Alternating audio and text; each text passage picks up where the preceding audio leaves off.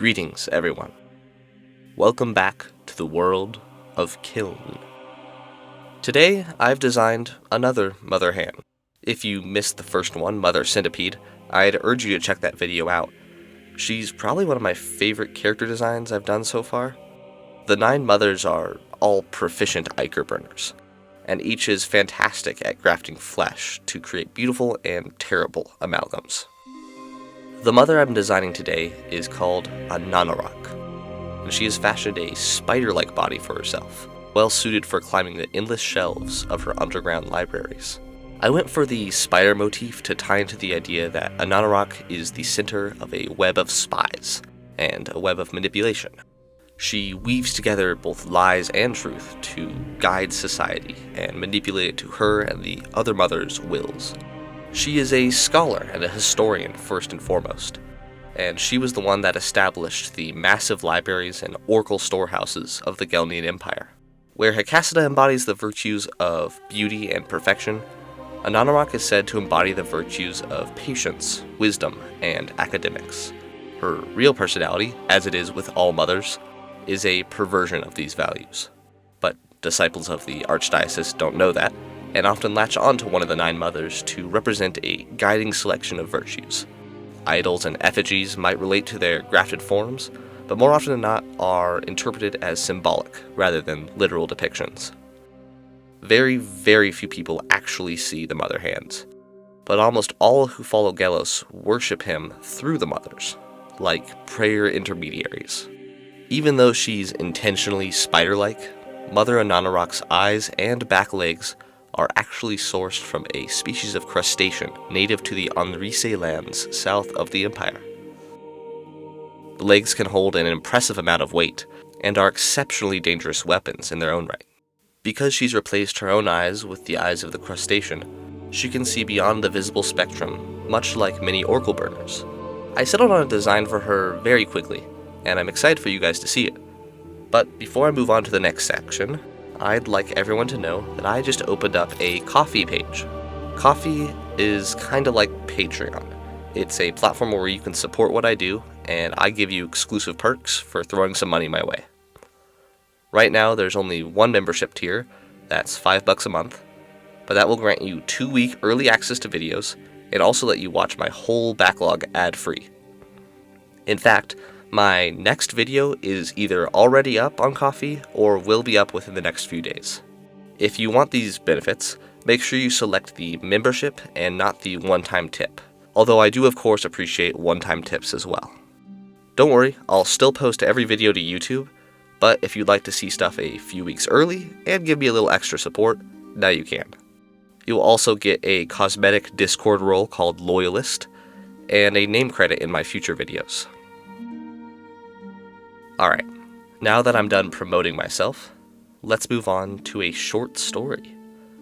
Fair warning, it might not make much sense unless you know how Oracle works. I'll link a good video explaining that in the upper left-hand corner. But, let's do it.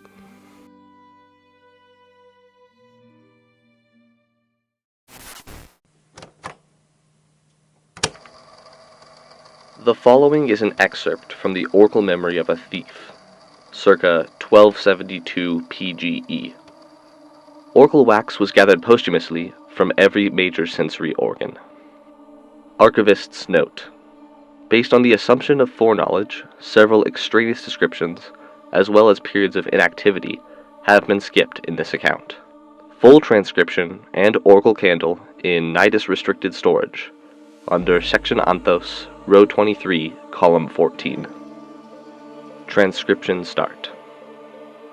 Based on the dim light and the nature of the stonework surrounding me, I believe myself to be in the ancient catacombs beneath the Capitol.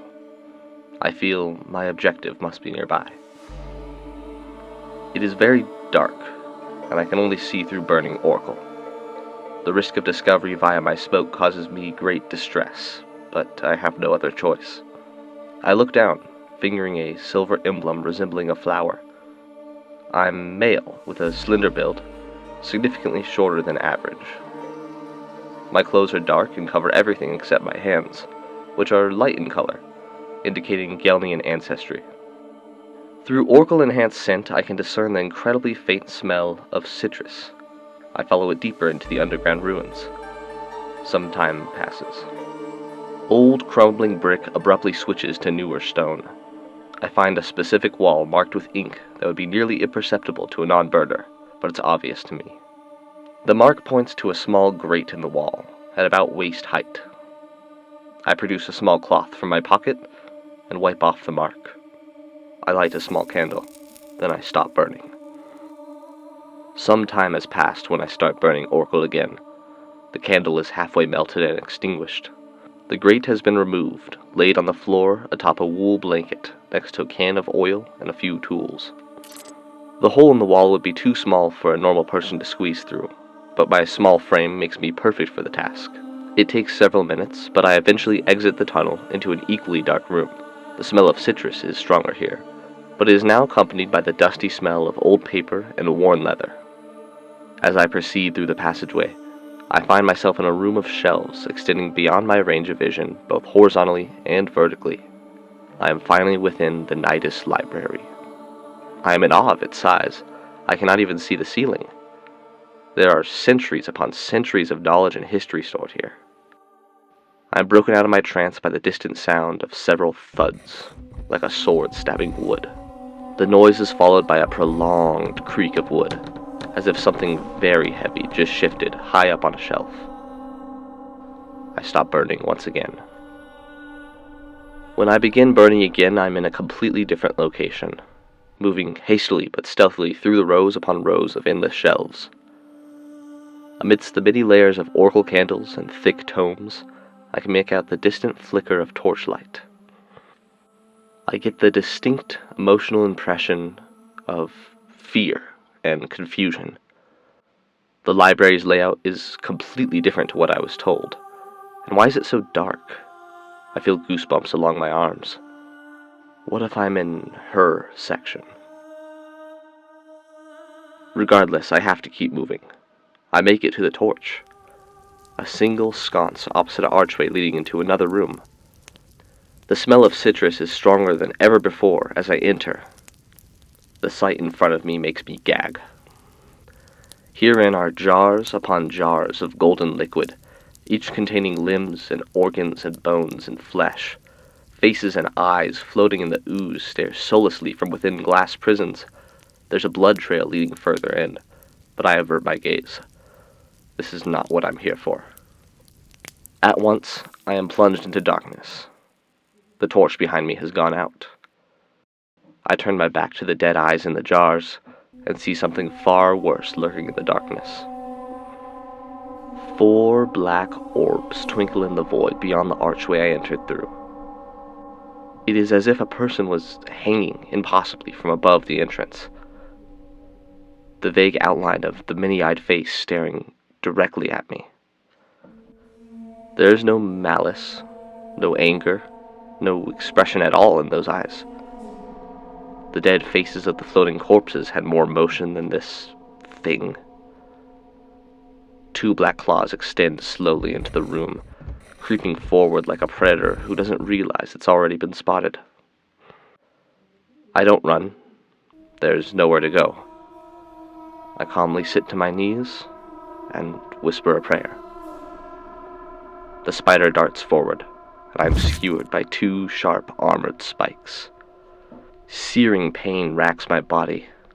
I feel immense pain, and my last breath is spent choking on blood.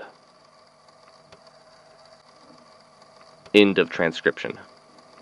Vision recorded and cataloged by head archivist Mother Ananarach. 1272 PGE.